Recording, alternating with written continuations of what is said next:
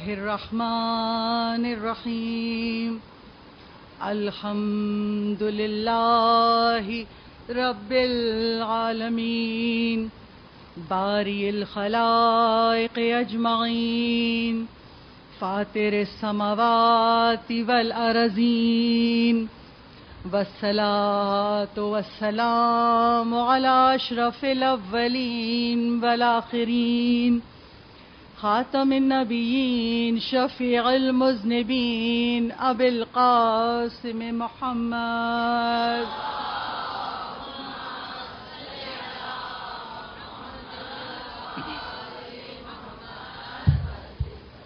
وعلى آله الطيبين الطاهرين المظلومين المعصومين ولعنة الله الدائمة الباقية وعلى أعدائهم وقتلتهم أجمعين من الآن إلى قيام يوم الدين أما بعده فقد قال الله تبارك وتعالى في كتابه المجيد وفرقانه الحميد إنما يريد الله ليذهب عنكم الرجس أهل البيت ويطهركم تطهيرا.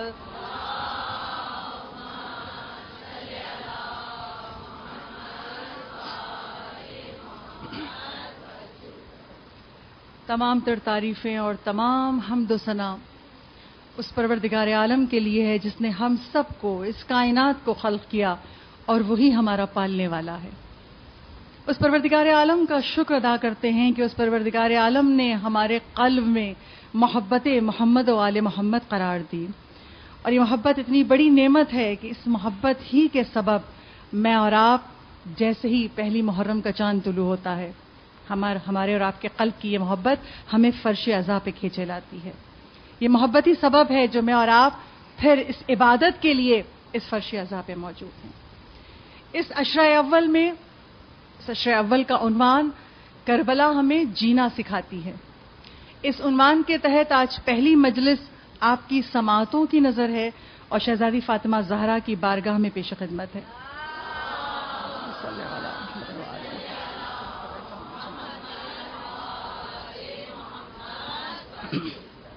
ہمیشہ مجلس کے ذکر کی ابتدا رب ذوالجلال کی حمد و ثنا سے ہوتی ہے، اور میں طالب علم ہوں، کامل ہوں، میری ہمیشہ کوشش یہ ہوتی ہے کہ جب بھی مجلس کی ابتدا ہو تو خدا کی حمد و ثنا اور خدا کی معرفت کے لیے کلام معصوم کو آپ کے سامنے پیش کروں. لہٰذا جب جب خدا نے ذکر حسین کی توفیق عطا کی تو میں نے آپ کے سامنے، آپ گواہ ہیں کہ مجلس عزا کی ابتدا میں کبھی دعائے کمیل کے جملوں کو آپ کے سامنے پیش کیا، کبھی دعائے سماعت کے، کبھی دعائے شب و روز کے، کبھی دعائے عرفہ کے. اس عشرہ اول میں انشاءاللہ میری کوشش یہ ہے کہ مجلس کی ابتدا میں خدا کی حمد و ثنا اور خدا کی معرفت حاصل کرنے کے لیے جس دعا کا ایک ایک جملہ میں آپ کے سامنے روزانہ پیش کروں گی، یہ وہ دعا ہے جو عصر عاشور مولا حسین نے رخصت آخر کے وقت سید سجاد کو اپنے سینے سے لگا کر عطا کی تھی، اور کہا تھا مولا حسین نے، بیٹا سید سجاد یہ دعا مختصر سی دعا ہے، کہا یہ دعا مجھے میری ماں فاطمہ زہرا نے سکھائی تھی، اور ان کو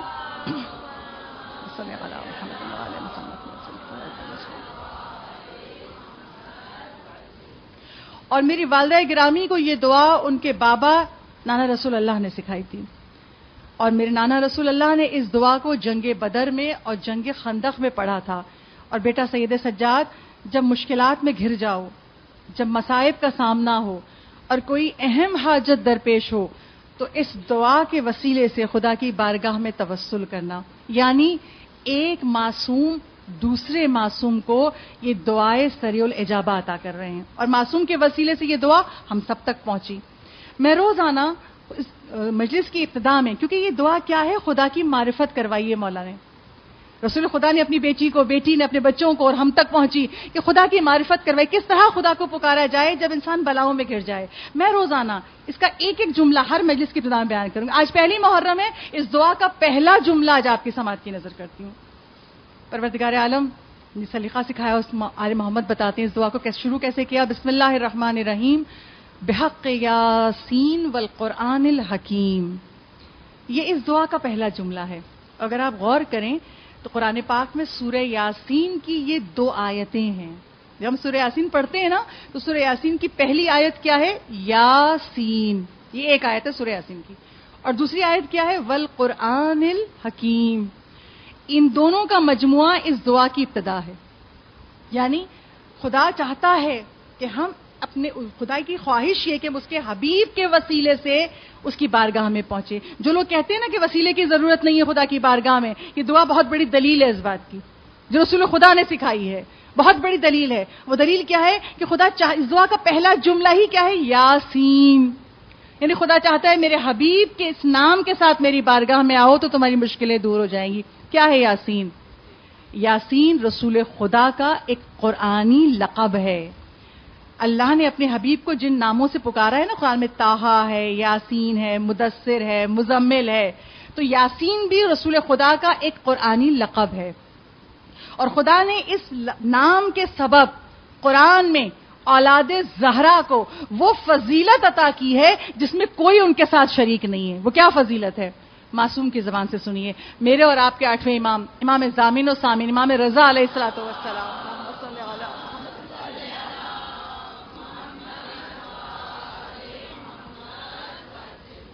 امام رضا کے صحابی ہیں ابا سلط، اور ابا سلط اس روایت کو بیان کر رہے ہیں مامون نے اپنے دربار میں تمام علماء کو جمع کر لیا تھا تاکہ امام رضا سے مناظرہ کروائے.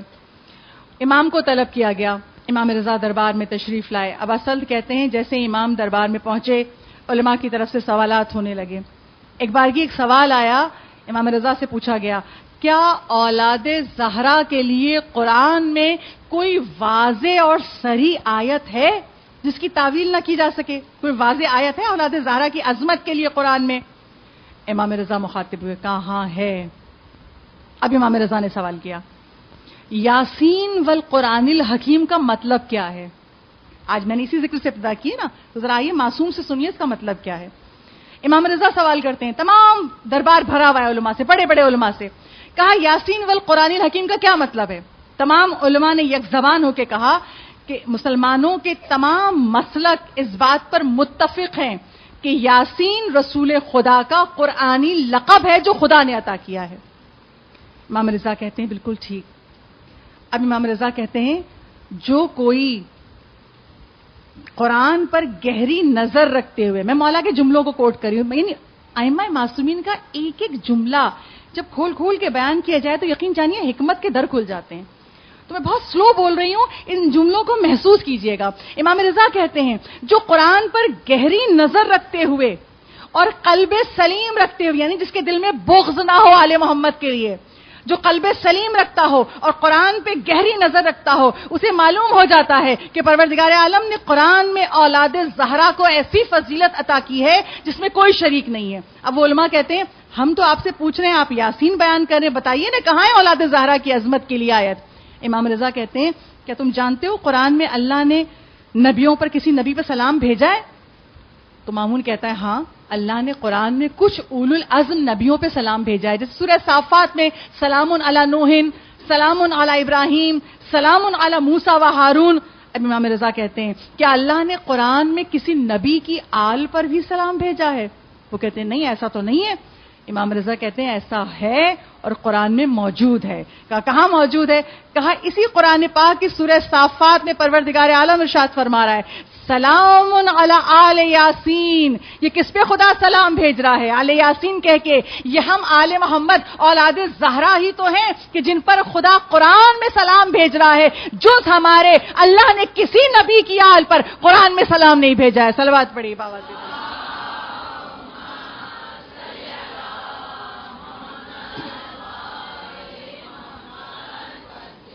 یہ جملہ سننا تھا کہ حاکم کی زبان سے نکلا امام رضا کو مخاطب کر کے. بے شک خدا جانتا ہے کہ آپ معدن علم ہیں، علم کا مرکز ہیں. تو عزیزانو یہ وہ جملہ ہے کہ اس یاسین کے لقب کے سبب اللہ نے ثابت کیا کہ اولاد زہرا پہ خدا نے سلام بھیجا ہے. اب عزیزانو جس کے نام میں اتنی عظمت ہو، کس کا نام ہے یاسین؟ رسول خدا کا نام ہے نا، رسول خدا کا لقب ہے نا. تو جس کے نام کی تاثیر یہ ہو کہ اس کے نام کا وسیلہ دے کے خدا کی بارگاہ میں سوال کرو تو رد نہیں ہوگا، تو اس نبی کی ذات کیا ہوگی؟ اس نبی کی عظمت و فضیلت کیا ہوگی. اور واقعاً سوچنے والی بات ہے کہ خدا نے اس کائنات میں کتنی چیزوں کو خلق کیا ہے. چرند پرند ملائکہ حیوانات انسانات نباتات جمادات، یعنی اللہ نے ان ساتوں تہوں میں زمین و آسمان کی کیا کچھ نہیں خلق کیا ہے، مگر جتنی چیزیں خدا نے خلق کر دی اور جتنے انسانوں کو قیامت تک خلق کرتا رہے گا، ان تمام مخلوقات میں جس کو اپنا حبیب کہا. 1,24,000 انبیاء میں بھی یہ لقب ہر ایک کو نہیں ملا، فقط ہمارے نبی کو کیا کہا؟ یہ میرا حبیب ہے، یہ مجھے محبوب ہے. اور واقعاً خدا نے اپنے حبیب کے لیے قانون قدرت بدل دیا.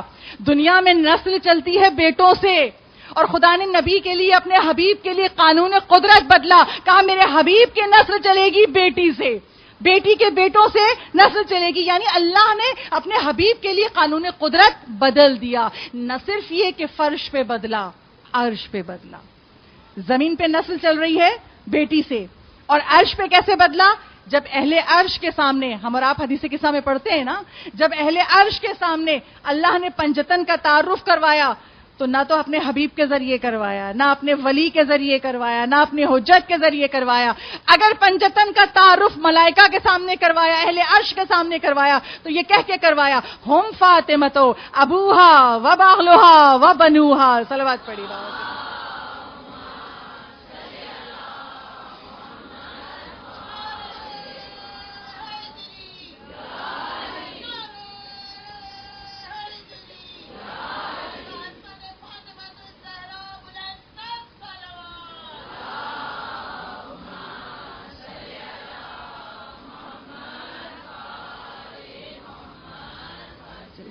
خدا نے دنیا کو دکھا دیا، کائنات کو دکھا دیا، میں اپنے حبیب کے لیے قانون قدرت بدل دیتا ہوں. کہ تم انسانوں کی خواہش ہے، دنیا والوں کی خواہش ہے کہ بیٹوں سے پہچانے جائیں، میں اپنے حبیب کی پہچان عرش پہ بھی کراتا ہوں تو بیٹی کے وسیلے سے، اور فرش پہ بھی اگر نسل چلتی ہے دنیا میں تو بیٹی کے وسیلے سے. تو عزاداروں، محمد و آل محمد کا کمال یہ ہے کہ دنیا میں واحد یہ چہردہ معصومین ہیں، ان کا کمال یہ ہے کہ اللہ نے انہیں جو فضیلت، جو عظمت عطا کی، وہ انہوں نے اپنی ذات تک محدود نہیں رکھی، اپنے چاہنے والوں میں بانٹ دی. کہا اگر تم ہم سے سچی محبت کرو، اگر تم ہماری ولایت پر ایمان رکھو، اور اگر ہم سے سیکھ لو کہ اللہ کی اطاعت کیسے کرتے ہیں، اگر تمہیں سلیقہ عبد آ جائے تو یاد رکھو ہم سے منسوب ہو نا، ہم سے محبت کرتے ہو، ہماری ولایت پر ایمان رکھتے ہو. اگر تم اطاعت کرنے لگو ایسی جیسی ہم سکھا رہے ہیں، اللہ کے عبد بن جاؤ، تو اللہ تمہارے لیے قانون قدرت بدل دے گا. اور انشاءاللہ خدا نے مجھے توفیق دی، بی بی نے میری مدد کی، تو میرا ارادہ یہ ہے کہ دیکھیں جب بھی فضائل محمد و آل محمد بیان ہوتے ہیں تو میں اور آپ کہتے ہیں ہاں مولا ہیں، مولا کا مرتبہ بلند ہے. مگر ہم کہاں؟ نہیں، مولا کا مرتبہ تو اتنا بلند ہے کہ ہماری عقلیں نہیں پہنچ سکتی، ادراک نہیں کر سکتی مرتبہ محمد و آل محمد. مگر یہ مولا کا احسان ہے، فضل ہے، کرم ہے کہ اگر ہم ان کے دامن سے متمسک ہو جائیں خلوص نیت کے ساتھ، سچی محبت کے ساتھ، ولایت پر ایسا ایمان کہ عمل سے نظر آئے، تو مولا کہتے ہیں تم آ کے تو دیکھو، عمل کر کے تو دیکھو، تمہارے لیے خدا قانون قدرت بدل دے گا. آج پہلی محرم میں پہلی مثال بیان کر رہی ہوں. انشاءاللہ اس عشرہ اول میں ہر امام کی زندگی سے آپ کے سامنے ایسے واقعات بیان کروں گی کہ جو مولا کے دامن سے منسلک ہو گیا، خدا نے اس کے لیے قانون قدرت بدل دیا. آج رسول خدا کا تذکرہ کیا نا، ہم تو انسان ہیں، اشرف المخلوقات ہیں. اگر ایک درخت بھی محبت محمد و آل محمد رکھتا ہو خلوص نیت کے ساتھ اور اس کا اظہار کر دے، خدا اس کے لیے قانون قدرت بدل دیتا ہے، درخت کے لیے. تاریخ میں واقعہ موجود ہے، مسجد نبوی میں ایک ستون، ایک پلر کا نام ہے ستون حنانہ. ٹھیک ہے، حنانہ کسے کہتے ہیں؟ جب اونٹ کا بچہ روتا ہے نا، اس آواز کو حنانہ کہا جاتا ہے. ٹھیک ہے، رونے کی، گریا کی آواز مخصوص. عربی میں ہر چیز کے الگ جملے ہیں، تو اونٹ کا بچہ جب گریا کرتا ہے، روتا ہے، اس کو حنانہ کہتے ہیں. مسجد نبوی میں خدا ہم سب کو لے جائے، بار بار لے جائے. مسجد نبوی میں جتنے ستون ہیں، ایک ستون کا نام ستون حنانہ ہے. کیوں ہے؟ اس لیے کہ اس ستون کی جگہ پر کھجور کا درخت تھا، اور رسول خدا جب نماز پڑھا لیا کرتے تھے تو اس کھجور کے درخت سے ٹیک لگا کر واضح و نصیحت کیا کرتے تھے، دین سمجھایا کرتے تھے. اس زمانے میں بھی جو خواتین ہوتی تھیں وہ نماز جماعت میں شریک ہوتی تھیں، جیسے آج بھی الحمدللہ کراچی میں کئی مقامات پر خواتین نماز جماعت میں شریک ہوتی ہیں. تو ایک مومنہ عورت رسول کے پاس آئی، محبت رکھتی تھی نا دل میں، رسول کے پاس آئی اور آ کے کہتی اللہ کے رسول آپ بوڑھے ہو گئے ہیں، اللہ کے رسول اب آپ دیر تک کھجور کے درخت سے کھڑے ہو کر آپ کو دیر تک واعظ و نصیحت کرنا پڑتی ہے. اللہ کے رسول میرا بیٹا لکڑی کا کام کرتا ہے، بڑھئی کارپینٹر ہے، اللہ کے رسول اگر آپ اجازت دیں تو میں اپنے بیٹے سے ایک ممبر بنوا دوں لکڑی کا جو یہاں رکھ دیا جائے اور آپ اس پر بیٹھ کر واعظ و نصیحت کریں. کیونکہ نیت میں خلوص تھا، رسول نے قبول کر لیا، کہا اچھا ٹھیک ہے بنوا دو. اس مومنہ نے اپنے بیٹے سے ممبر بنوایا اور چند دنوں کے بعد ہی وہ ممبر لا کے اس جگہ پہ رکھ دیا گیا. رسول جب نماز پڑھا کے اٹھے آئے، اس ممبر پہ بیٹھنے لگے، ایک بارگی کھجور کے اس درخت سے رونے کی آواز آئی. دیکھیے رسول اگر درخت کے رونے کی آواز سن رہے ہیں تو کمال نہیں ہے، کمال نہیں ہے. کیوں؟ رسول کی سماعت، رسول کی ہر طاقت خدا نے ہماری طرح نہیں دی ہے، بہت وسیع ہے. وہ جبرائیل کی آواز سنتے ہیں، وہ جبرائیل کا آنا دیکھتے ہیں، ٹھیک ہے، وہ نسلوں تک دیکھ سکتے ہیں، وہ گزشتہ دیکھ سکتے ہیں، وہ آئندہ دیکھ سکتے ہیں. نہیں، کمال یہ تھا کہ جب وہ درخت رویا تو اصحاب نے بھی سنا، اصحاب سن رہے اس درخت کے رونے کی صدا. رسول قریب گئے اور جا کے اس درخت سے اپنے سے لپٹا لیا رسول نے اس درخت کو، اور لپٹا کے کہا نہ گھبرا، میں نے خدا کی بارگاہ میں درخواست کی ہے، خدا تجھے جنت کا درخت بنا دے گا. اب پیغام یہ دیا خدا نے کہ اگر کوئی درخت بھی رسول سے سچی محبت کرتا ہو اور محبت کا اظہار عمل سے کرے، عمل کیا تھا؟ رو رہا تھا کہ اب مجھے پشت رسول نہیں ملے گی. رسول ٹیک لگا کے مجھ سے گفتگو کرتے تھے. جب اس محبت کا اظہار عمل سے ہو گیا اور خدا کو اتنا پسند آیا کہ دیکھیے درخت رویا نہیں کرتا، بولا نہیں کرتا، مگر خدا کو اس کے عمل کی سچائی اتنی پسند آئی کہ خدا نے اس آواز کو تمام مسجد والوں کو سنوا دیا، تمام اصحاب کو سنوا دیا. اور نہ صرف سنوا دیا، جب رسول نے یہ کہا تو وہ درخت چپ ہو گیا. اور رسول نے کیا کہا؟ نہ گھبرا، میں نے خدا سے درخواست کی ہے، خدا تجھے بہشت کا، جنت کا درخت بنا دے گا. یعنی رسول نے ایک مثال، ایک سنت قائم کر دی. جو ہم سے شدید محبت کرے، ہماری ولایت پر ایمان رکھتا ہو، چاہے درخت ہی کیوں نہ ہو، کائنات کی کوئی بھی شے ہو، اور اپنی محبت کا اظہار عمل سے کرے، خدا اس کے لیے قانون قدرت بدل دیتا ہے. درخت بولا نہیں کرتے، مگر قانون قدرت خدا نے بدل دیا اس کے عمل کو دیکھ کے. صلوات پڑھیے بابا سے بلند.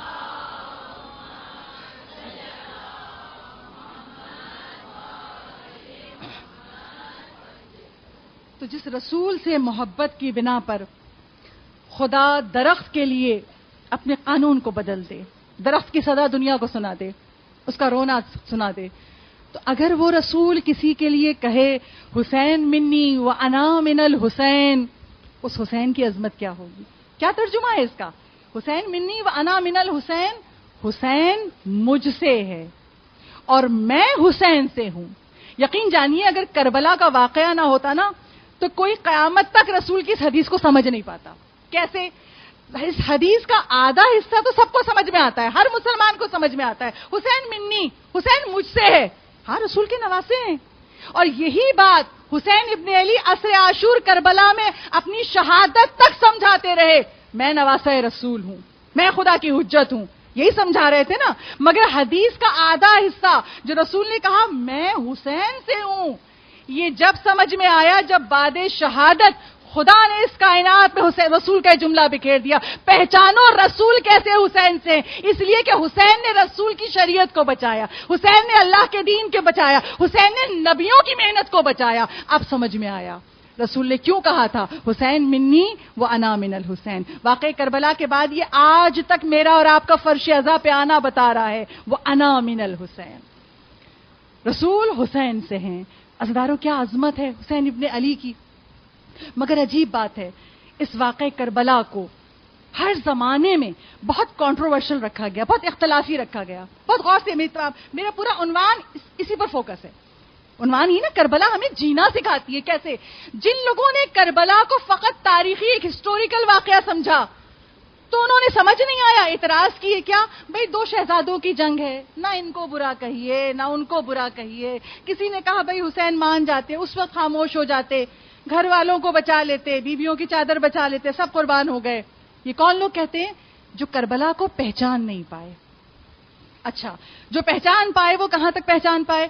کہاں غم حسین میں جب رویا جائے ان کی محبت میں تو یہ آنسو شفاعت کروائیں گے, بے شک کروائیں گے, شفاعت تو کروائیں گے, مگر کربلا فقط ایک جنگ نہیں ہے, فقط یہ دو شہزادوں کے درمیان, یہ دو لوگوں کے درمیان جنگ نہیں ہے. کربلا مارکہ حق و باطل ہے. اگر ہم نے حسین کی کربلا کو پہچان لیا تو ہم اپنے زمانے کی کربلا کو پہچانیں گے. اب آپ حیران ہوں گے یہ ہمارے زمانے کی کربلا کیا ہے؟ ہم اور آپ بچپن سے مجلسوں میں علماء سے ایک حدیث معصوم سنتے رہے ہیں. یہ حدیث چوتھے امام سے بھی منسوب ہے اور یہ حدیث چھٹے امام صادق آل محمد امام جعفر صادق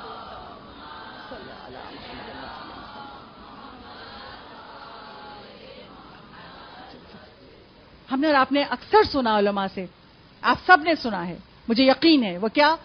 چھٹے امام ارشاد فرماتے ہیں کل یوم عاشورا کل ارضن کربلا, ہر دن عاشور ہے, ہر زمین کربلا ہے.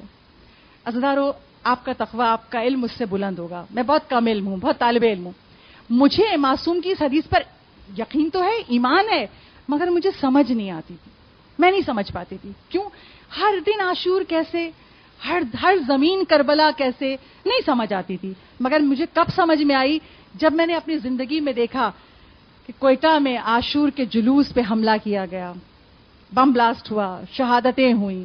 جب میں نے دیکھا میرے اسی شہر کراچی میں عاشور کے جلوس پہ حملہ ہوا, بم بلاسٹ ہوا. پھر میں نے دیکھا بحرین میں, عراق میں, جگہ جگہ مسلمانوں کا قتل عام ہو رہا ہے. اور میں نے اور آپ نے اس سال ماہ رمضان میں پھر دیکھا کہ جب غزہ میں فلسطینیوں کا قتل عام ہو رہا تھا. روز ساری دنیا کے لوگ تعداد گن رہے تھے, آج اتنے مر گئے, آج اتنے مر گئے, آج 700 ہو گئے, آج 800 ہو گئے. جب 1000 سے تعداد بڑھی تو لوگوں نے احتجاج شروع کیا, ارے اب تو قیامت ہو گئی. یعنی ہم تب سمجھ میں آیا معصوم کا جملہ کلو یوم عاشورا کلو ارضن کربلا, ہر زمین کربلا ہے, ہر دن عاشور ہے. اور جب اس طرح کے واقعات ہم دیکھتے ہیں نا تو جس مومن کا ایمان بیدار ہے اس کے دل میں پہلا سوال آتا ہے, مولا اس وقت ہمیں کیا کرنا چاہیے, ہماری ذمہ داری کیا ہے بحیثیت مومن. یہ سوال آتا ہے نا کیونکہ قلب میں آتا ہے یہ ظلم دیکھ کے, یہ ظلم بربریت دیکھ کر, تو کیا کریں؟ تو بس وہ سمجھے گا اپنے زمانے کی کربلا کو جو حسین کی کربلا کو پہچان لے گا, جو سن 61 ہجری کی کربلا کو پہچان لے گا. ہم اور آپ کربلا کو کیسے پہچانیں؟ کیا تاریخ دانوں سے ایک واقعہ سن لیں اور بس؟ نہیں, اگر کربلا کو پہچاننا ہے تو مالک کربلا سے پہچانیں گے. اگر کربلا کو سمجھنا ہے تو وارث کربلا سے پہچانیں گے. کون ہے مالک کربلا؟ کون ہے وارث کربلا؟ حسین ابن علی. کربلا حسین نے آباد کی ہے, وہ زمین مولا نے خریدی ہے, مولا کی شہادت گزری ہے وہاں پہ. عزیزارو, وہ بات جو کلمات مولا نے ادا کیے, جب مولا مدینے سے چلے ہیں نا تو مولا نے جو کچھ بیان کیا ہے, راستے میں مولا جو کچھ بیان کرتے رہے, خطبے دیتے رہے, لوگ سوال پوچھتے رہے. مولا روز عاشور پہنچ گئے مقتل میں, خطبے دے رہے ہیں بار بار. کیا کہہ رہے تھے مولا؟ یہ مدینے سے لے کر آخری سجدے تک حسین کربلا سمجھا رہے تھے. کربلا کیوں منعقد ہوئی, کربلا کے حالات کیا تھے, کیوں یہ واقعہ پیش آیا. اگر ہمیں حسین کے کلام سے کربلا سمجھ میں آ گئی تو ہم اپنے زمانے کی کربلا میں اپنی ذمہ داری ادا کر سکیں گے. ہم منتظر امام بن جائیں گے, ہم ظہور امام کی حائل رکاوٹیں دور کر سکیں گے, امام کا ظہور ہو جائے گا. تو بس عزیزارو, کربلا جینا سکھاتی ہے. اس حوالے کے تحت آج میری پورے عشرے میں جو چیز میں نے فوکس ہے وہ کیا ہے؟ مولا حسین کے خطبات. میں آپ کے سامنے مولا حسین کا کلام پیش کروں گی کہ مولا نے ہمیں پیغام کیا دیا, پہچانو کربلا. آج پہلی محرم ہے. پہلی محرم کو ہم مصائب میں کیا سنتے ہیں؟ ہم سب بچپن سے سن رہے ہیں, ماؤں کی گودوں سے سن رہے ہیں. کیا سن رہے ہیں؟ کہ جب حاکم شام مر گیا تو تخت پر یزید آ گیا اور یزید نے خط لکھ کر مدینے کے گورنر ولید بن عتبہ کے پاس بھیجا اور کہا کہ اس سے پہلے کہ مدینے میں خبر پھیلے کہ حاکم شام مر گیا, تم حسین سے میری بیعت لے لو. کون کہہ رہا ہے؟ یہ یزید. ولید بن عتبہ گورنر ہے یزید کا. اس نے کہا اچھا, بلایا مولا حسین کو. مولا حسین, آپ سب سنتے ہیں, میں صرف اشارہ کر کے گزروں گی, تفصیل میں نہیں جاؤں گی. آپ سب سنتے ہیں. مولا حسین نکلے اپنے بیت الشرف سے, 30 جوانان بنی ہاشم ساتھ ہیں, عباس علمدار کی قیادت میں. مولا کو تنہا نہیں جانے دیں گے. پہنچے مولا، جیسی رات کا وقت ہے، جیسی دربار کے قریب پہنچے مولانا عباس علمدار سے کہا عباس یہیں رک جاؤ، میں جاتا ہوں، اگر میری آواز بلند ہو جائے تو تم لوگ آ جانا. یہ آپ سنتے ہیں نا، ہر سال سنتے ہیں نا، مگر کبھی ہم اس کربلا کو پہچان نہیں پاتے. آج سنیے کربلا کا پیغام. مولا اندر گئے، دربار میں تشریف لے گئے، ولید بن عتبہ نے پیش کیا کہ یزید کی بیعت کر لیجئے. مولا حسین کہتے ہیں یہ بیعت کے فیصلے رات کے اندھیرے میں نہیں ہوتے، صبح دربار سجانا، سب کے سامنے آؤں گا، پھر بتاؤں گا بیعت کرنی ہے یا نہیں کرنی ہے. جیسے ہی مولا نے یہ کہا، ولید بن عتبہ کے پہلو میں مروان بیٹھا ہوا تھا. مروان کون؟ جس کے دل میں بغض علی ہے. مروان بیٹھا ہوا تھا. مروان کہتا ہے ولید روک لے حسین کو، کان میں سرگوشی کر رہا ہے، روک لے حسین کو، ابھی بیعت لے لے، اگر ابھی بیعت نہ کریں تو سر قلم کر دے. جیسے ہی مولا حسین نے جملے سنے، میں نے آپ سے کہا نا نبی اور امام کی سماعت ہماری آپ کی طرح نہیں ہوتی، بہت دور تک سن سکتے ہیں. وہ سرگوشی کر رہا تھا، مولا نے سنا، مولا کو جلال آیا، کہا اے ابن زرقہ تو مجھے مارے گا یا یہ ولید مجھے قتل کرے گا؟ آواز کا بلند ہوتا عباس علمدار جوانوں کے ساتھ دربار میں آ گئے. مولا نے روکا، عباس رک جاؤ بھی. اب مولا مخاطب ہوئے، سنیے آج کی مجلس کا جو پہلا پیغام ہے، اگر کربلا سے جینا سیکھنا ہے، اب سنیے مولا کے منہ سے. مولا نے کیا کہا؟ تم مجھ سے یزید کی بیعت طلب کرتے ہو؟ تمہیں پتا ہے میں کون ہوں؟ ہم خاندان اہل بیت نبوت ہیں. میں صرف مولا کے الفاظ کوٹ کر رہی ہوں، بہت غور سے سنیے گا اور پہچانیے ہمیں مولا نے کیا سکھایا، جینا سکھایا ہے. مولا کہتے ہیں ہم خاندان اہل بیت نبوت ہیں، ہم معدن رسالت ہیں، ہمارے گھر پہ فرشتوں کی آمد رہتی ہے، ہمارے گھر پہ اللہ کی رحمتیں نازل ہوتی ہیں، ہمارے گھر سے اللہ نے اسلام کو شروع کیا اور ہمارا ہی گھرانہ آخر تک اسلام کے ساتھ رہے گا. اپنا تعارف کروا دیا. اب مولا نے کہا تم یزید کی بیعت طلب کرتے ہو؟ وہ یزید جو شراب خور ہے، وہ یزید جو بے گناہ لوگوں کو قتل کرتا ہے، وہ جو اللہ کے احکام کو پامال کرتا ہے، وہ جو سرعام فسق و فجور کرتا ہے، مجھ جیسا اس جیسے کی بیعت نہیں کر سکتا. یعنی مولا نے اپنے کلام میں کربلا پہچانوا رہے ہیں، اپنا تعارف بھی کروا دیا اور یزید کا کردار بھی پیش کر دیا. اور مولا نے آخر میں کیا کہا؟ عربی کا جو جملہ میں اس کو اردو میں ٹرانسلیٹ کر رہی ہوں نا، کہ مجھ جیسا یزید جیسے کی بیعت نہیں کر سکتا. عربی میں کیا ہے؟ مثلی لا یبایع مثلہ، مجھ جیسا لا نہیں کر سکتا. دیکھیے عربی میں لا جو ہے وہ اردو میں کیا ہے؟ نہیں. ترجمہ کیا ہے؟ نہیں.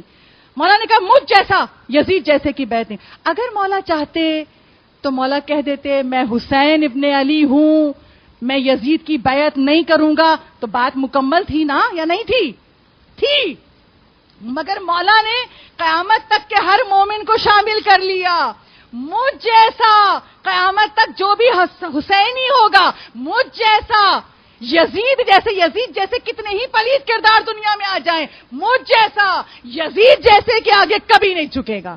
ان مولا نے دیکھیے ہر منزل پہ اپنے مومنوں کو شامل کیا، اپنے چاہنے والوں کو شامل کیا. یہ لا پہلا سبق ہے کربلا کا. لا عربی میں یعنی نہیں، میں یزید کی بیعت نہیں کروں گا. یہ پہلا سبق ہے پہلی محرم کو جو مولا حسین نے ہمیں دیا.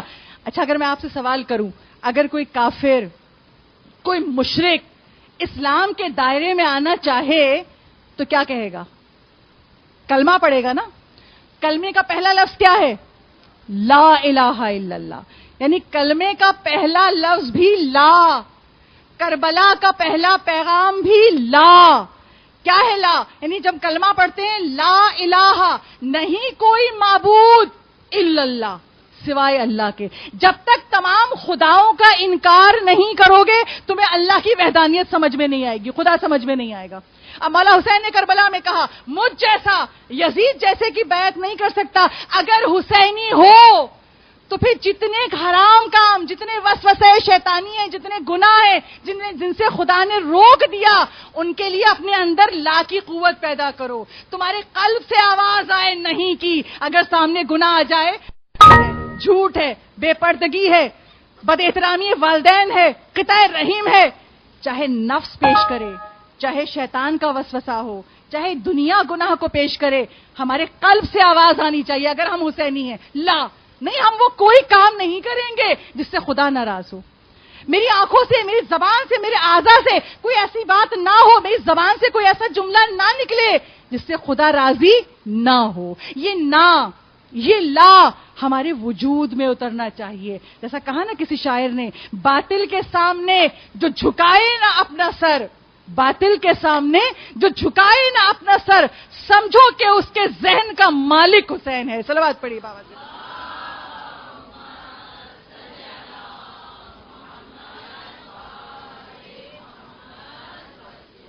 بس عزیزارو, حسین نے کربلا میں جینا سکھایا. تم حسینی, تم میرے قریب اس وقت بنو گے, تمہارے امام کا ظہور اس وقت ہوگا, تم اپنے زمانے کے امام کو اس وقت پا سکو گے جب یہ لا, یہ نہیں تمہارے قلب میں اتر جائے کہ اگر تمہارے سامنے کوئی کتنا ہی گناہ کو آراستہ کر کے پیش کرے, کیسے ہی حالات کیوں نہ ہو, تمہارے قلب سے آواز آئے نہیں مجھے یہ کام نہیں کرنا. کیوں نہیں کرنا؟ میں حسینی ہوں, مجھے کوئی ایسا عمل نہیں کہ خدا ناراض ہو جائے. عزیزانو, جب لوگ کربلا پہ اعتراض کرتے ہیں, کربلا کو سمجھ نہیں پاتے, تو اعتراض کیا کرتے ہیں کہ حسین کو مصلحت دیکھنی چاہیے تھی, زمانہ مخالف تھا. کچھ دیر کے لیے امام حسین خاموش ہو جاتے, نہ کرتے بیعت, نہ کچھ کہتے. تو عزیزانو یاد رکھیے, جب بھی آپ سے, آپ کے بچوں سے, آپ کے نسلوں تک اگر کوئی یہ سوال کرے, اس سوال کا مقصد کیا ہے؟ وہ کربلا نہیں سمجھے. ہم کون ہیں؟ ہم ہر سال ایام عزا میں فرش عزا پہ بیٹھ کے کربلا سمجھتے ہیں, پہچاننے کی کوشش کرتے ہیں. تو جواب کیا ہونا چاہیے؟ سکھائیے بچوں کو, حسین نے جو بھی عمل کیا کربلا کے آغاز سے لے کے کربلا کے اختتام تک, مدینے سے لے کے اپنے آخری سجدے تک, حسین نے جو عمل کیا حکم قرآن کے مطابق تھا, حکم خدا کے مطابق تھا. اب جیسے یہی سوال, حسین بیعت نہ کرتے, نہیں نہ کرتے, مصلحت کے تحت خاموش ہو جاتے, نہیں. کیوں؟ اس لیے کہ خدا قرآن میں کہہ رہا ہے, قرآن پاک میں سورہ ہود, اور سورہ ہود کی آیت نمبر 113, بہت غور سے سنیے گا. پروردگار عالم سورہ ہود میں ارشاد فرما رہا ہے, وَلَا تَرْكَنُوا إِلَّا الَّذِينَ ظَلَمُوا فَتَمَسَّكُمُ النَّارُ. خبردار, کبھی ظالم کے لیے دل میں جھکاؤ نہ پیدا ہو, کبھی ظالم کے سامنے جھکنا نہیں. اگر ایسا کیا تو جہنم کی آگ تم تک پہنچ جائے گی. یہ پیغام خدا سب کو دے رہا ہے نا قرآن میں. تو جو خود وارث قرآن ہو, وقت کا امام ہو, وہ کیسے عمل نہیں کرے خدا کے حکم پر؟ تو اگر بیعت کی نفی کی حسین نے, میں نہیں کروں گا یزید جیسے کی بیعت, تو یہ حکم قرآن کے مطابق تھا, یہ حکم خدا کے مطابق تھا. اچھا, اب حسین ابن علی نے کربلا میں ہمیں جینے کا پہلا سبق دیا پہلی محرم کو. اپنے اندر یہ لا اتارو, جو میں نے کہا ہے نا, نہیں, یہ نہیں تم اپنے اندر اتارو. غیبت ہو رہی ہے, اٹھ جائیے. کہیں بے حجابی کا گناہ ہے, چھوڑ دیجیے, آپ باپردہ رہیے. کہیں قطع رحم ہو رہا ہے, آپ نہ کیجیے, ٹھیک ہے. کہیں بدزبانی ہو رہی ہے, زبان سے تہمت لگ رہی ہے, ہم چپ ہو جائیں. کیوں نہیں کرنا ہے؟ یہ حسین نے نہیں سکھائی ہے, نہیں کرنا ہے. کیوں؟ رب ناراض نہ ہو جائے. پھر کیا وجہ ہے؟ جب تک ہم ایام عزا میں مجالس میں ہوتے ہیں پھر بھی اثر رہتا ہے, نماز قضا نہ ہو, جھوٹ نہ بولیں, کسی کا دل نہ دکھائیں. مگر جیسے ایام عزا ختم ہوتے ہیں, اس نہیں کا, اس لا کا اثر ہمارے اندر سے کیوں ختم ہونے لگتا ہے؟ جب فرش عزا پہ سنتے ہیں نماز شب کے یہ فوائد ہیں, کوشش کرتے ہیں نماز شب شروع کر دیتے ہیں, مگر پھر چھوٹنے لگتی ہیں. ایام عزا ختم ہوئے پھر پابندی نہیں رہتی. فرش عزا پہ سنتے ہیں کہ جو ساری زندگی باپردہ رہے عورت, وہ جناب زہرا کے ساتھ بہشت میں قدم رکھے گی, کوشش کرتے ہیں. مگر ذرا ایام عزا ختم ہو جائیں, شادیاں ہوں, مکس گیدرنگ ہو, بے حجاب ہو جائے, چلو اتنا تو چلتا ہے, اتنا تو کرنا پڑتا ہے. یہ نہیں, یہ لا ہمارے وجود میں اتر کیوں نہیں پاتی, ہمارے قلب میں کیوں نہیں اتر پاتی؟ وجہ کیا ہے؟ محبت کرتے ہیں مولا سے, مگر جینے کا سلیقہ کربلا سے کیوں نہیں سیکھتے؟ معصومین نے بتایا. وقت کے دامن وقت میں اتنی گنجائش نہیں, بہت تفصیل میں نہیں جاؤں گی. میں آپ کے سامنے ایک آیت پیش کرتی ہوں, اور اس ایک آیت میں بہت ساری وجوہات ہیں کہ مولا کا یہ سکھایا ہوا سبق ہماری روح میں, ہمارے دل میں کیوں نہیں اترتا. میں فقط ایک آیت بیان کروں گی قرآن کی, جس میں دو وجوہات واضح ہو گئی. وہ آیت کیا ہے؟ پروردگار عالم ارشاد فرماتا ہے, سورہ زمر کی 3 آیت. پروردگار عالم ارشاد فرمایا, ان اللہ لا یہدی من ہوا کاذب کفار. اللہ توفیق نہیں دیتا, اللہ ہدایت نہیں کرتا. ان اللہ لا یہدی من ہوا, کس کی نہیں کرتا, کس کو توفیق نہیں ملتی؟ کاذب کفار, جو لوگ جھوٹ بولتے ہیں اور ناشکری کرتے ہیں. اب عزیزارو بتائیے, یہ 2 چیزیں ہماری زندگی میں کتنی داخل ہیں؟ بڑی سے بڑی بات کہہ دی, گھروں میں جو خواتین کے جھگڑے ہوتے ہیں, ساس بہو نند بھاوج کے, یا محلوں میں, یا آفیسز میں مردوں کے درمیان, سب کو سب کچھ کہہ دیا, اور جب سامنے پوچھوایا گیا, ہم تو مذاق کر رہے تھے, ہم نے تو ایسے ہی کہہ دیا تھا. جھوٹ بول گئے اور بعد میں کہا ہم تو مذاق کر رہے تھے. جبکہ معصومین نے کیا کہا؟ چاہے سنجیدگی سے جھوٹ بولو یا مذاق میں, گناہ کبیرہ ہے. گناہ کبیرہ ہے جھوٹ بولنا. قرآن کی آیت ہی کہہ رہی ہے جو لوگ جھوٹ بولتے ہیں، جن کی زندگی میں جھوٹ شامل ہے، یہ جو لوگ ناشکری کرتے ہیں نعمتوں کی، اللہ ان کو توفیق نہیں دیتا. شاید اسی لیے ہمیں توفیق نہیں ملتی کہ ایام عزا میں جو ہم کربلا سے جینا سیکھتے ہیں اسے ہم ایام عزا کے بعد بھلا دیتے ہیں، ورنہ امام کے ظہور میں دیر نہ ہو. یہ ہمارے عمل کی کوتاہی ہے جو امام کا ظہور نہیں ہوتا ہے. امام منتظر ہیں، تم کب تیار ہوگے؟ ہر سال کربلا کے 72 شہداء کا تذکرہ سنتے ہو، کیوں اللہ سنا رہا ہے واقعہ کربلا؟ سنو، عمل تو کرو. اگر اپنے امام کے لیے ایسے تو تڑپو، ایسی تو محبت کرو جیسے کربلا والوں کو حسین سے تھی. یہی محبت سکھانے کے لیے اللہ ہمیں ہر سال کربلا کا واقعہ سنوا رہا ہے. تو اس ایک آیت نے بتا دیا کہ اگر ہماری زندگی میں کسی طرح بھی جھوٹ شامل ہے، بھول جاتے ہیں. ذرا سے لوگوں سے بچنے کے لیے، اپنی جان بچانے کے لیے جھوٹی عزت کی جھوٹ بول دیا، نہیں کیا تھا کہہ دیا. اور ناشکری کا گناہ، اللہ نے کتنی نعمتیں، ہم میں سے کتنے جو رزق نعمت ہے کتنی قدر کرتے ہیں، والدین نعمت ہے کتنی قدر کرتے ہیں. بھئی جو ناشکری کرے گا نا، اللہ کہتا ہے اس کو توفیق نہیں ملے گی، ہدایت نہیں ملے گی.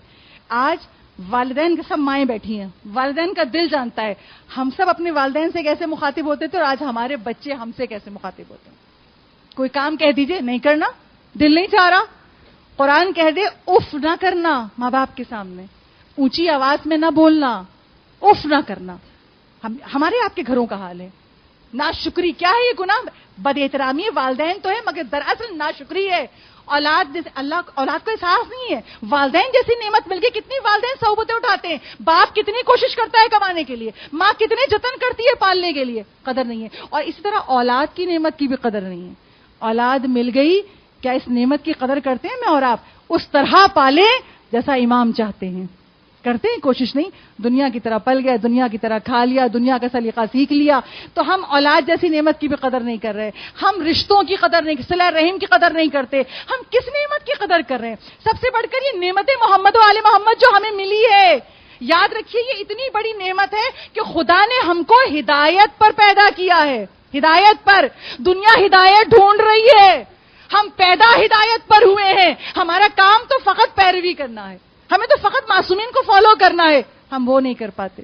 کیوں نہیں کر پاتے؟ اپنے دل کے اشاروں پہ چلتے ہیں. نہیں ایسا چلتا ہے، نہیں اب کہاں دنیا ناراض ہو جائے گی، ایسا کر لیں گے تو یوں ہو جائے گا، فلاں کیا کہے گا. نہیں سوچتے معصومین کو کیا جواب دیں گے، خدا کو کیا جواب دیں گے. تو عزیزاروں، یہ فرش عزا وہ درس گاہ ہے جہاں سے ہم اپنا مرض بھی ڈائگنوز کرتے ہیں اور علاج بھی لے کے اٹھتے ہیں. تو پتہ یہ چلا حسین نے جینے کا سلیقہ سکھایا کربلا میں. پہلی محرم کو اپنے اندر یہ نہیں کی قوت پیدا کرو، ہر گناہ کے مقابلے میں، ہر وسوسہ شیطانی کے مقابلے میں، ہر نفس کے شر کے ہر گناہ کے مقابلے میں نہیں کرنا. نہ کہنا ہے نہ کرنا ہے. کیا؟ جس سے خدا ناراض ہو جائے، جسے معصومین نے منع کیا ہے. اچھا اب کریں کیا کہ ارادہ تو کرتے ہیں. فرش عزا پہ آپ کتنی ماشاءاللہ کتنی مجالس میں شریک ہوتے ہیں ہم اور آپ، ہر مجلس سے کچھ نہ کچھ سیکھ کے اٹھتے ہیں، مگر گھر جاتے جاتے بھول کیوں جاتے ہیں؟ ہم اپنے بچوں تک، اپنے کردار تک شامل نہیں کر پاتے. کیا کریں کہ جو ارادہ کر کے ہم فرش عزا سے اٹھتے ہیں اور یہاں پہ دعا مانگا کیجئے. فرش عزا مولا حسین کا جملہ ہے، میری فرش عزا میرے حرم کا درجہ رکھتی ہے. فرش عزا پہ دعائیں قبول ہوتی ہیں. جب آنکھوں سے آنسو گر رہے ہو مصائب میں، بی بی سیدہ اپنے رومال کے ساتھ موجود ہے کہ میرے لال کے رونے والے آئے، میں آنسو جمع کر کے جاؤں، میرے بچے کا پرسہ دینے آئے. آپ اس وقت دعا کریں تو آمین کہنے کو سیدہ موجود، آمین کہنے کو ملائکہ موجود، آمین کہنے کو انبیاء موجود، وقت کا امام فرش عزا پہ موجود. تو اس فرش عزا پہ دعا مانگا کیجئے، خدایا جو ہم سنتے ہیں ہمیں اس پر عمل کرنے کی توفیق دے. تو ہمارے ارادے میں یہ مضبوطی کیسے پیدا ہو کہ ہم فرش عزا پہ جو دعا مانگیں، جو ارادہ کریں، اس پر پورے سال قائم رہیں. مولا نے علاج بتایا. یہ در آل محمد ہی تو ہے جہاں سے ہر مشکل کا حل ملتا ہے. اور کیسے بتایا؟ چھٹے امام صادق آل محمد امام جعفر صادق علیہ السلام.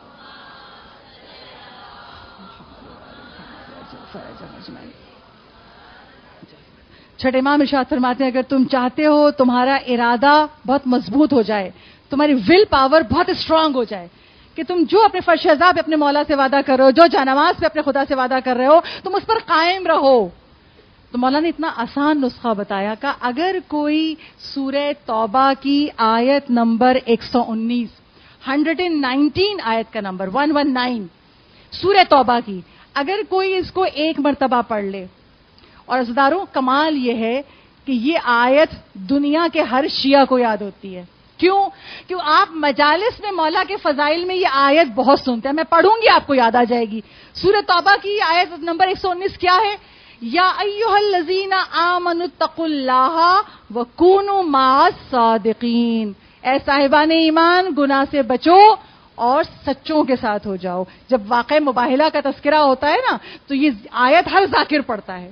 تو یہ آیت ہم سب کو مختصر سی آیت ہے. یا ایھا الذین آمنوا، خدا مومنوں کو مخاطب کر رہا ہے اس آیت میں. یا ایھا الذین آمنوا اتقوا اللہ گناہ سے بچو، وکونوا مع الصادقین اور سچوں کے ساتھ ہو جاؤ. اور ہے کوئی محمد و آل محمد جیسا سچا؟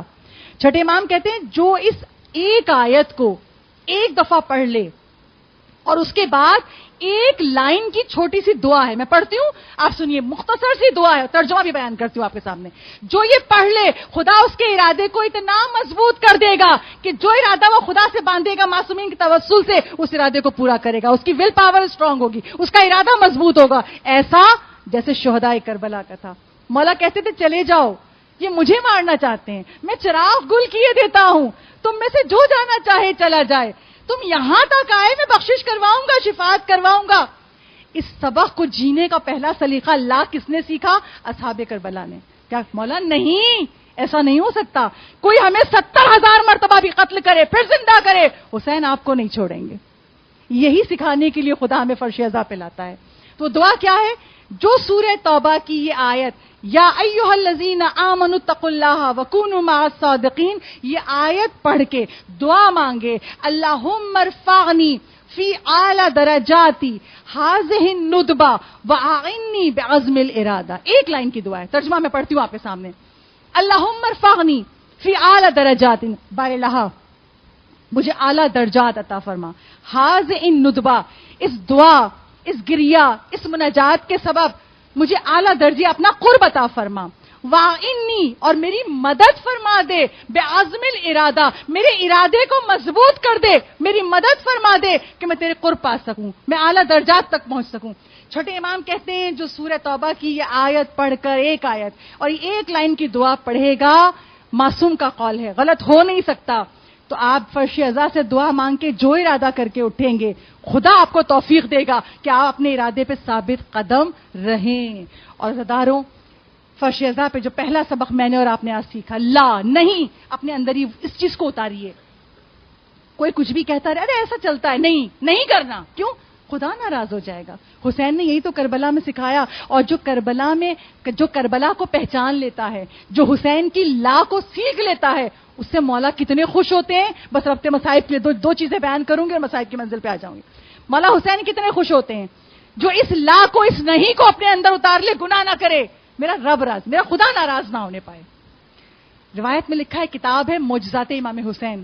اس کتاب کی روایت ہے، عراق میں کربلا میں رہنے والے عالم شیخ حسین بن مشکور بیان کر رہے ہیں روایت کہ میں کربلا میں تھا، میں نے ایک شب خواب دیکھا، اور خواب میں کیا دیکھا کہ میں مولا حسین کے حرم میں بیٹھا ہوا ہوں. منظر خواب کا بیان کر رہے ہیں، سنیے بہت غور سے.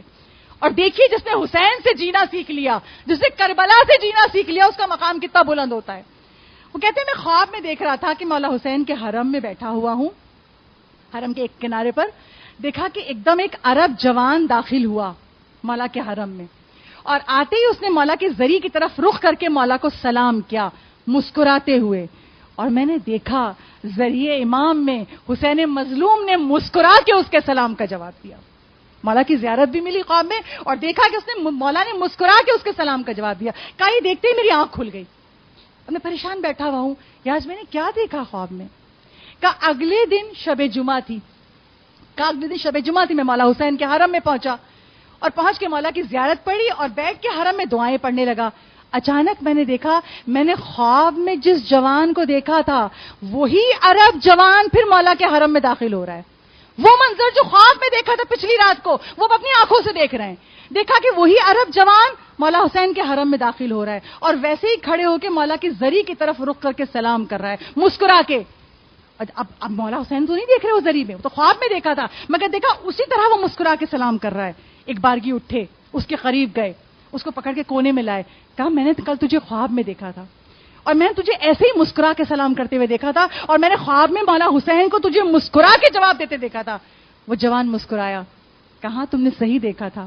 میں جب بھی زری کے قریب آتا ہوں مولا حسین کو سلام کرتا ہوں. مولا مجھے مسکرا کے سلام کا جواب دیتے ہیں. مجھے جب بھی آتا ہوں سلام کرنے مجھے مولا کی زیارت بھی ملتی ہے اور مولا مسکرا کے سلام کا جواب بھی دیتے ہیں. حیران ہو گیا وہ عالم. اتنے بڑے عالم, اتنے زاہد تھے. انہوں نے کہا تو ایسی کیا نیکی کرتا ہے کہ مولا حسین کی تجھے زیارت بھی ہر دفعہ ملتی ہے اور مولا تجھے مسکرا کے سلام کا جواب دیتے ہیں. عزیزارو, ہم میں سے کتنے ہیں جو ہم جاتے ہیں زیارتوں میں, خدا جو اب تک تڑپ رہا ہے اس کو زیارت پہ لے جائے, اور جو جا چکے ہیں خدا ان کو بار بار لے جائے. مولا یہ شرف ہم سے زندگی میں کبھی نہ چھنے. مگر عزیزارو, جب ہم زیارت کے لیے جاتے ہیں کتنے مسائل سہتے ہیں. جب پہنچتے ہیں تو کیا میرے اور آپ سب کے دل میں خواہش نہیں ہوتی کہ مولا کبھی تو ہم سلام کا جواب اپنی کانوں سے سنیں؟ ہوتی ہے نہیں ہوتی ہے؟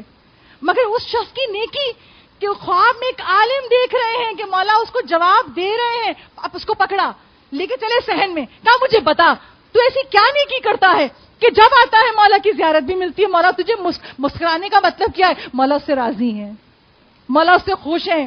کہ یہی میری اور آپ کی تمنا نہیں ہے؟ فرش ازا پہ کیوں آتے ہیں؟ بی بی پرسا قبول کر لیجئے گا.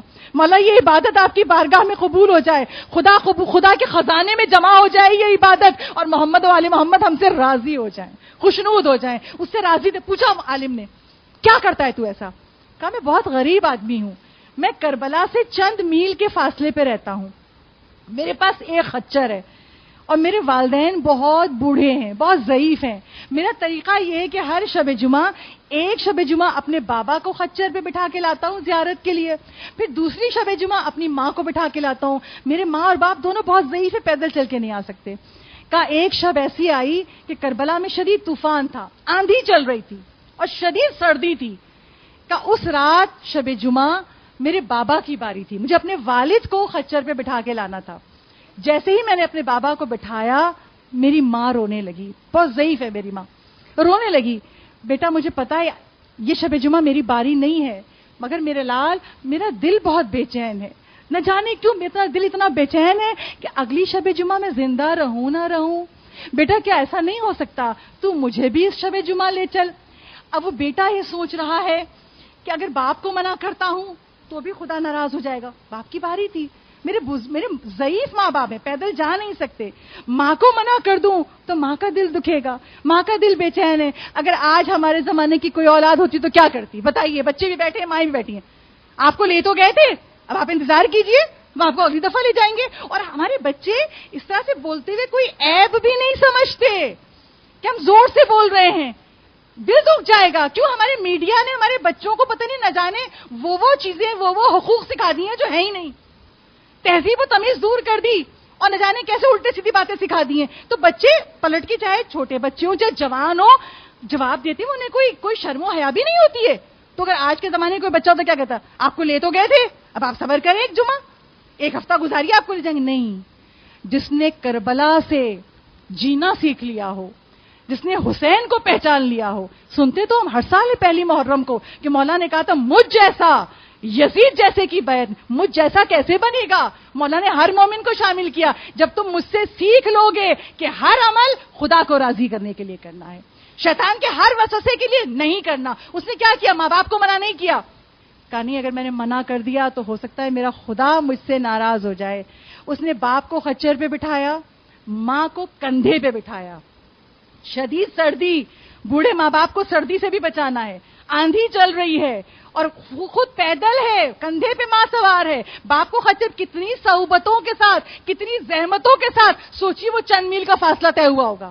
اور وہ کہتا ہے جیسے ہی میں امام کے حرم میں اس رات پہنچا اور میں نے داخل ہو کے مولا حسین کو سلام کیا, اس شب جمعہ سے مولا مجھے سلام کا جواب بھی دیتے ہیں اور مسکرا کے دیتے ہیں. اور میں جب آتا ہوں مولا مجھے مسکرا کے سلام کا جواب دیتے ہیں. تو عزیزارو, کربلا ہمیں جینا سکھاتی ہے. یہ جو کچھ ہم سنتے ہیں, ہم خدا کرے ہم اس پر عمل بھی کریں. اور عجیب رشتہ ہے یہ ماں باپ کا بچوں کے ساتھ, یہ والدین کا بچوں سے عجیب رشتہ ہے, عجیب محبت ہوتی ہے. میں ربط مصائب کے لیے ایک واقعہ بیان کر دوں, پھر ہم گریا کریں گے اور بی بی کو پرسا دیں گے. ایک واقعہ مختصر سا, ذرا پہچانیے ماں باپ کی اولاد کی محبت کیا چیز ہے. ایران کے شہر کرمان میں ایک شخص رہا کرتے تھے, ضعیف, آغائے مسلح. آغا مصلی کا طریقہ یہ تھا کہ کرمان شہر میں جیسے ہی محرم کا چاند طلوع ہوتا تھا 18 دن تک رات میں ان کے یہاں فرش عزا بچھتا تھا، مجلس ہوتی تھی، اور 18 دن تک دسترخوان ہوتا تھا. اور ایسا دسترخوان ہوتا تھا کہ نہیں کہ عام سا کھانا نہیں، ایسا کھانا ہوتا تھا جیسا بادشاہوں کے دسترخوان پہ ہوتا ہے. اور دوسرا کمال یہ تھا کہ اس دسترخوان پہ اگر 1000 لوگ آ جائیں تب بھی کھانا کم نہیں پڑتا تھا، اگر 10,000 لوگ آ جائیں تب بھی کھانا کم نہیں پڑتا تھا. اور وہ جیسے محرم شروع ہوتا ہے، پہلی محرم سے 18 تک وہ مسلسل ہر شب مجلس اور مولا کا دسترخوان. بہت مشہور تھے کرمان شہر میں. ایک عالم دین جو ریڈیو ٹی وی پہ بھی لوگوں کو درس دیا کرتے تھے، لوگ ان کو پہچانتے تھے. نام انہوں نے ظاہر نہیں کیا، میں نے جس عالم کی زبانی الفاظ سنے ہیں اس میں انہوں نے نام نہیں بیان کیا تھا.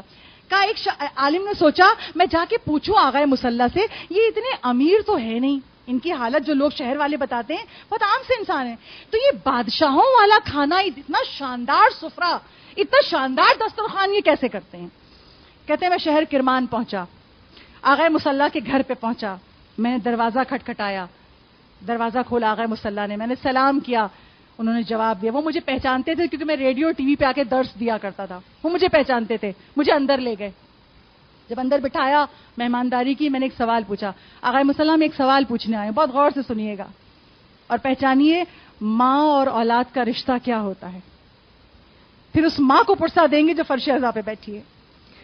آغا مصلی سے پوچھتے آغا آپ ظاہر طور پہ اتنے امیر نہیں ہیں، نظر آتا ہے، شہر والے بتاتے ہیں، پھر آپ اتنا زبردست دسترخوان یا 18 شب کیسے کرتے ہیں؟ سنیے آغا مصلی کہتے ہیں جب میں جوان تھا مجھے ٹی بی کا مرض ہو گیا تھا، اور ٹی بی میرے پورے جسم میں پھیل چکی تھی. اتنی پھیل گئی تھی کہ میری ماں مجھے لے کے اصفہان گئی، ایران کے اور دوسرے شہر گئی، مگر ہر جگہ ڈاکٹر نے کہہ دیا اب یہ ناقابل علاج ہو گیا، اب یہ کیور نہیں ہو سکتا، مرض پھیل چکا ہے پورے بدن میں. کہا میری ماں مجھے واپس اپنے شہر کرمان لے آئی.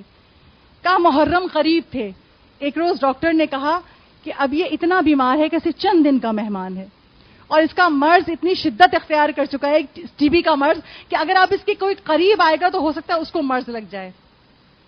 آغا مصلی کہتے ہیں ڈاکٹر نے میرے سامنے کہا تھا، میں نے اپنی ماں سے کہا اماں آپ کیوں میرے پاس رہتی ہیں، اب تو مجھے کوئی ملنے بھی نہیں آتا، کیسا نہ ہو یہ مرض لگ جائے. ماں آپ بہت ضعیف ہو گئی ہیں، آپ میرے پاس، آپ کو لگ گیا تو کیا ہوگا؟ ماں ہے نا، آپ سب مائیں ہیں، ماؤں سے سجا ہوا ہے یہ فرش. ماں نے کیا کہا؟ لگ گیا تو کیا ہو گیا، مجھے کچھ ہو جائے گا نا، مگر میرا لال تو بچ جائے، کچھ نہیں ہوگا مجھے. ماں خدمت میں لگی رہی. اب ڈاکٹر نے کہہ دیا صرف چند دن ہے. جب ڈاکٹر نے کہا چند دن سے گھر لے جاؤ یہ بچے گا نہیں، ماں اپنے بیٹے کو لے کے، وہ آغا مصلی کہتے 6 مہینے سے میں اتنا کمزور ہو چکا تھا کہ میں کھڑا نہیں ہو سکتا تھا، میں ویل چیئر پہ بیٹھتا تھا. میری ماں مجھے ویل چیئر پہ بٹھا کے لے گئی اپنے گھر، اور جب گھر میں لے گئی ایام اذا میں محرم شروع ہونے میں صرف 2-3 دن رہ گئے تھے، 2 یا 3 دن. آپ کو پتا ہے کہ ایرانیوں کے گھروں میں حوض ہوتا ہے، عموماً ایرانیوں کے جو کنسٹرکشن گھروں کے اس میں ہوتا ہے ایک درمیان میں حوض ضرور ہوتا ہے. آغا مصلی کہتے ہیں میری ماں نے عزا کے کپڑوں کو نکالا، ہم اور آپ بھی کرتے ہیں نا وہاں سے سیاہ کپڑے نکال لیں. کہا میری ماں کے پاس ایک رومال ہوتا تھا، ایک کپڑا جس میں وہ غم حسین کے آنسو اس کپڑے میں جذب کرتی تھی. میری ماں نے عزا کے کپڑوں کو نکالا، اس حوض پہ بیٹھ گئی، میں ویل چیئر پہ بیٹھا ہوا تھا. سنیے گا اس ماں کا جملہ کہ ہم اور آپ کو حسین کتنے پیارے ہیں، ہم کیوں آتے ہیں فرش عزا پہ اتنی دور سے. آغا مصلی کہتے ہیں میری ماں اس رومال کو دھو رہی تھی اس حوض میں اور روتی جاتی تھی اور کہتی تھی مولا حسین یا تو میرے بیٹے کو شفا دے دیجئے کہ یہ بھی میرے ساتھ عزا میں شریک ہو، مولا آپ کا ماتم کرے، آپ کی فرش عزا پہ جائے، اگر مولا اس کے لیے بہتر نہیں ہے، حکمت میں نہیں ہے خدا کی، تو مولا اسے اٹھا لیجئے تاکہ میں صرف آپ کی عزا میں رو سکوں. یہ ایک ماں کہہ رہی ہے جو اس کی خدمت کر رہی تھی. کہا میری ماں روتی جاتی تھی، کہتی جاتی تھی، اور ماں کے یہ جملے کہنے سے آغا مصلی کہتے ہیں میں رو پڑا، میرا دل رو رہا تھا. ایک بار کی میں نے دل میں کہا مولا حسین اگر آپ نے مجھے شفا دے دی تو میں 10 دن فرش عزا بچھاؤں گا، آپ کا دسترخوان کروں گا. کہا جیسے ہی میرے دل میں یہ منت مانی مولا اگر مجھے شفا مل گئی میں 10 دن دسترخوان کروں گا، آپ کی فرش عزا بچھاؤں گا، ماتم کروں گا. کہا میری ماں چلی گئی اور مجھے سرداب میں، ایرانیوں گھر میں سرداب ہوتا ہے نا، کہا مجھے وہاں جا کے لٹا دیا. رات گزری قریب، کہا میری آغا مصلی کہتے ہیں میں سو گیا. آدھی رات ہوئی، میری آنکھ کھل، دیکھا کمرے میں کوئی داخل ہو رہا ہے. اور آنے والا اتنا نورانی ہے کہ پورا کمرہ نورانی ہو گیا. کہاں اندھیرا تھا. آنے والے نے آ کے کہا آغا مسلح اٹھ جاؤ. اب میں پہچانتا نہیں تھا یہ آنے والی نورانی ہستی کون ہے. کہا میں اٹھ نہیں سکتا. آپ کو نہیں پتا آغا میں 6 مہینے سے ویل چیئر پر ہوں, میرا جسم میرا ساتھ نہیں دیتا. آنے والے نے کہا یا حسین کہہ کے اٹھو, اٹھ جاؤ گے. یا حسین کہہ کے کہو اٹھو, اٹھ جاؤ گے. جب بار بار کہا آغا مسلح کہتے ہیں میں نے یا حسین کہا, میں کھڑا ہو گیا اور کہا جیسے ہی میں کھڑا ہوا میں اس نورانی شخصیت کے گرد گھومنے لگا. آپ کون ہیں؟ مجھے شفا مل گئی. کہا میں حسین ہوں. تو نے مجھ سے ہی تو منت مانگی تھی نا, تو نے مجھ سے وعدہ کیا تھا نا اگر مجھے شفا دے دی تو میں 10 دن فرش عزا بچھاؤں گا, آپ کا دسترخوان کروں گا. تو اپنے وعدے پہ قائم ہے؟ آغا مسلح کہتے ہاں مولا دل و جان سے قائم ہوں. اب سنیے عزادارو اور پہچانیے فاطمہ زہرا کیوں آتی ہے فرش عزا پہ. سنو عزادارو یہ جملہ. اب کہتے ہیں آغا مسلح ہاں مولا میں اپنے وعدے پہ قائم ہوں. مولا حسین کہتے ہیں مگر تو 10 دن کے بجائے 18 دن کر لے. کہا مولا 18 دن کیوں؟ کہا میری ماں دنیا میں فقط 18 سال رہی تھی. میری ماں بہت غریب ہے, غربت میں زندگی کاٹی ہے, بہت تو جھیلے ہے میری ماں نے. تو ایسا کر 18 دن دسترخوان لگے, 18 دن مجلس کرنا. 10 دن کی منت مانی تھی نا, 10 دن کا انتظام تم کرنا, 8 دن میں کروں گا. یہ حسین کی سارا سے محبت ہے. کہا میں کروں گا. عزادارو مولا نظروں سے پوشیدہ ہو گئے. صبح ہوئی, محرم کا چاند نکل چکا تھا. وہ کہتا ہے آغا مسلح سارا پیسہ سارا مال بک چکا تھا علاج میں, کچھ بھی نہیں تھا میرے پاس. میں نے گھر میں ڈھونڈا, کچھ تومان ملے, تھوڑی سی رقم ملی. اب پریشان تھا, رات کو فرش عزا بچھنی ہے, دسترخوان کی منت مانی ہے, کرنا ہے. پریشان تھا کیا کروں. ایک بار کے کسی نے دروازہ کھٹکھٹایا. اب جو کھولا تو ایک شخص کھڑا تھا. تو نے منت مانی ہے نا 10 دن دسترخوان کی, دیکھی چاول کے دکاندار نے ٹرک بھر کے چاول بھیجا ہے اور کہا ہے جب تک تو زندگی بھر کر کرے گا ہم تجھے یہ مہیا کریں گے. پھر تھوڑی دیر کے بعد دروازہ کھٹکھٹایا, دسترخوان کی ہر نعمت گھر آ گئی. آغا مسلح کہتے مجھے نہیں پتا یہ کون آ رہا تھا, کون دے رہا تھا, اور 18 دن کا یہ سفرہ وہ کرتے رہے. عزادارو حسین کی ماں سے محبت دیکھی اور اس ماں کی محبت حسین سے جنت چھوڑ دیتی ہے. زہرا دنیا میں کہیں بھی جہاں فرش عزا بچ جائے زہرا جنت چھوڑ دیتی ہے. میرے لال کے رونے والے آئے ہیں, کربلا میں میرے لال کو کوئی رونے والا نہیں تھا. آؤ عزادارو پرسا دے, پہلی محرم ہے, ہم سنتے ہیں مولا نے مدینہ چھوڑا. کیسے چھوڑا؟ عزادارو مولا حسین نانا کی قبر پہ آئے, نانا کی قبر سے لپٹ کے گریا کیا, اٹھتے تھے, نانا کو سلام آخر کرتے تھے, دروازے تک جاتے تھے, پھر دوڑ کے آتے تھے, پھر لپٹتے تھے. کیوں مولا اتنے بے قرار کیوں تھے؟ اس لیے کہ حسین جانتے تھے اب حسین نانا کی قبر پہ نہیں آ سکے گا. یہ آخری رخصت ہے. نانا سے رخصت ہوئے, ماں کی قبر پہ پہنچے. اور ماں کی قبر پہ کیسے پہنچے؟ روایات میں لکھا ہے جب ماں کی قبر نظر آئی نا, حسین گھٹنوں کے بل ماں کی قبر پہ پہنچے اور ماں کی قبر سے لپٹ کے کہا اماں میرا سلام لیجئے, السلام علیکی یا اماں, آپ کا غریب بیٹا جا رہا ہے, اب مدینے میں رہ نہیں سکتا حسین. اماں آپ کی قبر پہ چراغ جلانے والا جا رہا ہے. عزادارو روایت کہتی ہے قبر سے صدا آئی وعلیک السلام یا غریب الامام, اے میرے غریب بیٹے تجھ پر ماں کا سلام, اے میرے مسافر بیٹے تجھ پر ماں کا سلام. عزادارو کیا فقط سلام کیا زہرا نے؟ نہیں, حسین کو تنا نہیں چھوڑا, حسین نے مدینہ چھوڑا, ماں نے بقیہ چھوڑ دیا, حسین کے ساتھ ساتھ ہے. عزادارو رخصت ہو لیے حسین ماں کی قبر سے, گھر میں آئے, سامان سفر تیار ہے. عباس سے کہا عباس اب کوچ کا انتظام کرو. مولا عباس مدینے کی گلی میں آئے, صدا دے رہے اے لوگوں دور ہو جاؤ, لوگوں دور چلے جاؤ, ہماری آ گئی ہیں نبی زادیاں سوار ہوں گی. عباس کی صدا مدینے کی گلیوں میں گونج رہی ہے, کتنی شان سے سوار کرایا ہے. عزادارو جب 11 محرم آئی ہوگی, بیبیاں کربلا سے چلی ہوں گی, ہر بیوی نے رخ کر کے فرات کا کہا ہوگا عباس آؤ آؤ بڑی شان سے لائے تھے آج بے پردہ جا رہے ہیں. عزیزارو ادھر عباس انتظام کر رہے ہیں. بس دو جملے اور سن لیجئے. ادھر مولا نے حکم دیا بیبیوں کو فاطمہ زہرا سے رخصت لے لو اور بیبیوں ہماریوں میں بیٹھو. اب بیبیاں جا رہی ہیں فاطمہ صغرا کے پاس, خدا حافظ کہتی ہیں, آگے گزر جاتی ہیں. فاطمہ صغرا رو رہی ہیں, آنکھوں سے آنسو بہ رہے ہیں, جس کا حسین جیسا باپ جدا ہو رہا ہو. عزیزارو سوچو, حسین نے اسلام بچانے کے لیے, میرے اور آپ کے ایمان کو بچانے کے لیے کیا کیا برداشت کیا. نانا کی قبر چھوڑی, ماں کی قبر چھوڑی, بیمار بیٹی کو چھوڑا. اب بیبیاں خدا حافظ کہہ رہی ہیں فاطمہ صغرا کو. سب سے آخر میں جناب زینب کبریٰ پہنچی. خدا حافظ فاطمہ صغرا, اب پھوپھی کو الوداع کہو, بیٹا پھر آئیں گے. فاطمہ صغرا لپٹ گئی زینب کبریٰ سے. فاطمہ صغرا کہتی پھوپھی اماں سب آئیں گے, بابا نہیں آئیں گے.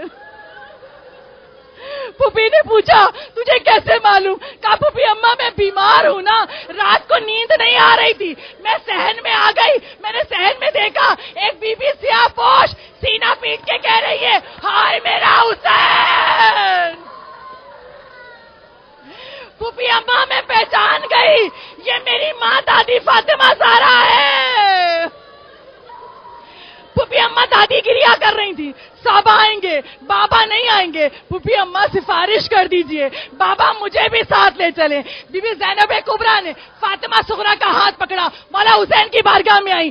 جیسے ہی اس سے پہلے کہ کچھ کہتی, مولا حسین نے کہا زینب سفارش نہ کرنا, زینب سفارش نہ کرنا. کہا بھیا کیوں؟ کہا زینب تم تو جانتی ہو نا کربلا میں کیا ہونے والا ہے, بابا نے بتا دیا ہے نا دربار و بازار کی منزلیں ہیں. زینب تم جانتی ہو میری ہر بیٹی کی شکل یا تو میرے بابا علی کے مشابہ ہے یا نانا رسول اللہ کے مشابہ ہے, مگر فاطمہ صغرا کی شکل میری ماں فاطمہ صغرا, میری ماں فاطمہ زہرا کے مشابہ ہے. حسین برداشت نہیں کر سکتا میری ماں کی شبیہ بازار و دربار میں سربراہ نہ ہو.